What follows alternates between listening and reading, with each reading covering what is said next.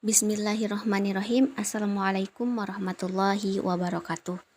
Perkenalkan, nama saya Maulidatin Nanisfi, NIM E1A020058 dari Program Studi Pendidikan Biologi Universitas Mataram. Di sini, saya akan membuat video pembelajaran yang berjudul fotosintesis untuk memenuhi tugas pada mata kuliah media pembelajaran yang diampu oleh Bapak Haji Muhammad Liwa Ilhamdi. Terdapat SK dan KD. Standar kompetensi atau SK memahami sistem dalam kehidupan tumbuhan. KD atau kompetensi dasar yaitu mendeskripsikan proses perolehan nutrisi dan transformasi energi pada tumbuhan hijau. Baik, langsung saja. Di sini saya akan menjelaskan apa itu fotosintesis. Di sini foto berarti cahaya, sedangkan sintesis yang berarti menggabungkan. Jadi, fotosintesis adalah proses sintesis karbohidrat dari bahan-bahan anorganik atau CO2 dan H2O pada tumbuhan berpigmen dengan bantuan energi cahaya matahari. Fotosintesis ini terdiri atas dua fase, yaitu fase yang pertama yang berlangsung pada gerhana dan menghasilkan ATP dan NADPH2, serta fase yang kedua yaitu yang berlangsung pada stroma dan menghasilkan karbohidrat.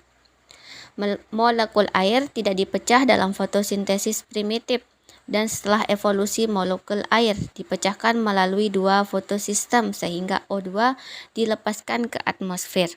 Fotosintesis berkembang menjadi lebih kompleks secara biokimia sampai terjadi pemisahan antara respirasi dan fotosintesis beserta regulasinya. Evolusi tipe-tipe fotosintesis seperti C4 dan CAM merupakan akibat menurunnya rasio CO2 atau O2 dan radiasi yang intensif pada atmosfer. Selanjutnya, sini masa depan manusia sedikit banyak ditentukan oleh produksi bahan makanan, bahan bakar, dan serat melalui proses fotosintesis. Proses sintesis karbohidrat dari bahan-bahan anorganik atau CO2 dan H2O pada tumbuhan berpigmen dengan bantuan energi cahaya matahari disebut fotosintesis dengan persamaan reaksi kimia sebagai berikut. Baiklah, sini terdapat reaksi kimianya. 6CO2 plus 6H2O menjadi C6H12O6 plus 6O2. Berdasarkan reaksi fotosintesis tersebut, CO2 dan H2O merupakan substrat dalam reaksi fotosintesis dan dengan bantuan cahaya matahari dan pigmen fotosintesis berupa klorofil dan pigmen-pigmen lainnya akan menghasilkan karbohidrat dan melepaskan oksigen. Cahaya matahari meliputi semua warna dari spektrum, tampak dari merah hingga ungu, tetapi tidak semua panjang gelombang dari spektrum tampak diserap atau diabsorpsi oleh pigmen fotosintesis. Atom O pada karbohidrat berasal dari CO2 dan atom H pada karbohidrat berasal dari H2O. Energi cahaya diubah menjadi energi kimia oleh pigmen fotosintesis yang terdapat pada membran interna atau tilakoid. Pigmen fotosintesis yang utama ialah klorofil dan karotenoid. Klorofil A dan B menunjukkan absorpsi yang sangat kuat untuk panjang gelombang biru dan ungu. Jingga dan merah atau lembayung dan menunjukkan absorpsi yang sangat kurang untuk panjang gelombang hijau dan kuning hijau 500 sampai 600 nanometer. Selanjutnya, fotosintesis pada tumbuhan tingkat tinggi terdiri atas dua fase. Fase yang pertama yaitu reaksi fotokimia, reaksi fotolisis, reaksi Hill, reaksi fotosporilasi, dan reaksi terang. Reaksi ini berlangsung di gerhana dan membutuhkan cahaya. Energi matahari ditangkap oleh pigmen penyerap cahaya dan diubah menjadi bentuk energi kimia, yaitu ATP dan senyawa pereduksi, yaitu NADPH. Selanjutnya, fase yang kedua yaitu reaksi termokimia, reaksi fiksasi atau reduksi CO2, reaksi gelap. Reaksi ini berlangsung di stroma dan seringkali disebut reaksi gelap karena reaksi ini dapat berlangsung tanpa adanya cahaya, walaupun tidak harus berlangsung dalam keadaan gelap. Hal ini disebabkan karena enzim-enzim stroma kloroplas tidak membutuhkan cahaya untuk aktivitasnya, tetapi membutuhkan ATP dan NADPH2. Selanjutnya, tumbuhan tingkat tinggi yang ada di bumi terdiri dari 5% tumbuhan C4, 85% tumbuhan C3, dan 10% pada tumbuhan CAM. Fotosintesis C4 pertama kali ditemukan pada rumput-rumputan 24-35 tahun yang lalu dan pada tumbuhan dikotil 15-21 juta tahun yang lalu, dan konsentrasi CO2 di udara yang menurun sangat berpengaruh terhadap evolusi tumbuhan C4. Penurunan konsentrasi CO2 di udara disebabkan oleh aktivitas fotosintesis dan perubahan tektonik yang diikuti oleh perubahan geokimia.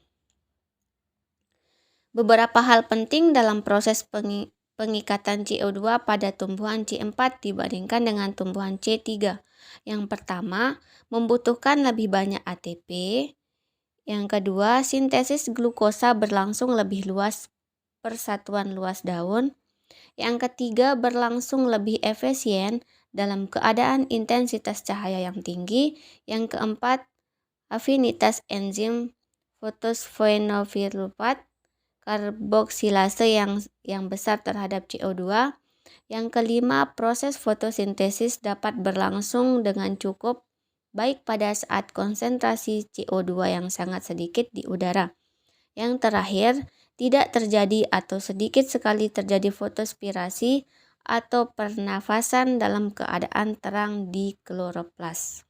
Jadi, kesimpulannya adalah evolusi fotosintesis dimulai dengan tidak dipecahnya molekul air dan tanpa pelepasan oksigen sampai dengan terjadinya pemisahan antara fotosintesis dan respirasi. Evolusi tipe-tipe fotosintesis seperti C4 dan CAM merupakan respons terhadap menurunnya rasio CO2 dan O2 dan kondisi atmosfer dengan radiasi yang intensif.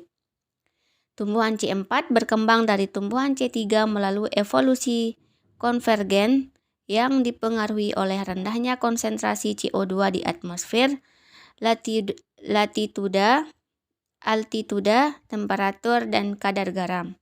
Konsentrasi CO2 di atmosfer yang meningkat akhir-akhir ini menguntungkan tumbuhan C3. Yang terakhir, fiksasi CO2 pada beberapa tumbuhan CAM dapat berubah menjadi tumbuhan C3 setelah hujan atau temperatur lingkungan yang tinggi pada malam hari. Baiklah, selanjutnya di sini terdapat 10 soal. Soal yang pertama, manakah yang tidak mempengaruhi fotosintesis? Yang A, O2, B, CO2, C, sinar matahari, D, klorofil.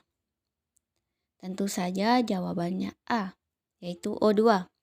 Oksigen tidak mempengaruhi proses fotosintesis. Kenaikan kadar oksigen dapat menghambat fotosintesis karena oksigen merupakan komponen untuk respirasi. Soal yang kedua, reaksi siklus Calvin pada fotosintesis berlangsung pada A. grana, B. stroma, C. klorofil, D. lapisan tilakoid. Jawabannya yaitu B. stroma. Pembahasannya, stroma merupakan istilah yang mengacu pada sebuah cairan yang telah memenuhi ruangan di dalam kloroplas serta mengelilingi tilakoid dan grana. Selanjutnya, soal yang ketiga, untuk mengekstrak klorofil diperlukan bantuan A. reagen, B. lugol, C. alkohol, D. air panas. Jawabannya yaitu C. alkohol. Pembahasannya, klorofil atau zat hijau daun terdapat di dalam kloroplas. Kloroplas ini di dalam organ terdapat pada jaringan tiang atau palisade dan bungan karang atau spons. Klorofil dapat diekstrak dengan alkohol karena klorofil larut di dalam alkohol. Next, soal yang keempat. Peristiwa awal dari fotosintesis adalah A. Fotolisis air, B. Terlepasnya O2, C. Fotoeksitasi dari klorofil dan terlepasnya elektron, yang D. Terbentuknya glukosa. Jawabannya yaitu C. Fotoeksitasi dari klorofil dan terlepasnya elektron. Pembahasannya, peristiwa awal dari fotosintesis adalah pemecahan molekul air menjadi oksigen yang terjadi di gerhana pada tahap reaksi terang. Selanjutnya, soal yang kelima, fiksasi CO2 disebut reaksi gelap karena A. Tidak dapat terjadi pada siang hari, B. Berlangsung terutama pada malam hari, C. Tidak dapat terjadi pada siang hari, D. Tidak memerlukan energi cahaya matahari. Jawabannya yaitu D. Tidak memerlukan energi cahaya matahari. Pembahasannya yaitu reaksi gelap merupakan reaksi lanjutan dari reaksi terang dalam fotosintesis. Reaksi ini tidak membutuhkan cahaya. Reaksi gelap terjadi pada bagian kloroplas yang disebut stroma. Bahan reaksi gelap adalah ATP dan NADPH yang dihasilkan dari reaksi terang dan CO2 yang berasal dari udara bebas. Selanjutnya, soal yang keenam, fosforilasi adalah proses di mana A. CO2 dan O2 bersenyawa, B. Terbentuk fosfogliserdehid, C. Terbentuknya asam aspartik, D. Energi cahaya diubah menjadi energi kimia dalam bentuk ATP. Jawabannya yaitu D. Energi cahaya diubah menjadi energi kimia dalam bentuk ATP. Pembahasannya, fosforilasi adalah penambahan gugus fosfat pada suatu protein atau molekul organik lain. Fosforilasi dapat meningkatkan efisiensi katalitik enzim, mengubahnya menjadi bentuk aktifnya dalam satu protein, sementara fosforilasi enzim yang lain akan mengubahnya menjadi bentuk inaktif yang secara intrinsik tidak efisien. Selanjutnya, soal yang ketujuh, fotolisis air pada reaksi cahaya waktu fotosintesis menghasilkan A. Hanya ATP, B. O2 dan NADPH2, C. ATP dan NADPH2, D. O2, NADPH2, dan ATP. Jawabannya yaitu D. O2, NADPH2, dan ATP. Pembahasannya, pada proses fotosintesis terjadi pemecahan molekul air yang membebaskan oksigen dan ion hidrogen. Lanjutkan hidrogen tersebut akan diikat oleh NADP membentuk NADPH dalam proses fotosintesis pada tahap reaksi terang melalui fosforilasi non-siklik. Selanjutnya, soal yang ke-8. Fungsi utama dari pigmen fotosintesis adalah A. Menyerap air, B. Menyerap cahaya dan merubahnya menjadi energi kimia, C. Membuat kadar O2, D. Mengubah aldehid. Jawabannya yaitu B. Menyerap cahaya dan merubahnya menjadi energi kimia. Pembahasannya, klorofil dan fotosintesis adalah sesuatu yang sangat berhubungan karena klorofil sangat penting untuk fotosintesis yang memungkinkan tanaman untuk menyerap energi dari cahaya. Molekul klorofil secara khusus diatur di dalam dan di sekitar fotosistem yang tertanam dalam membran tilakoid kloroplas. Selanjutnya, Soal yang ke-9 yaitu saat fotosintesis O2 yang terbentuk berasal dari A. H2O, B. CO2, C. Klorofil, D. Air dan CO2. Jawabannya yaitu A. H2O.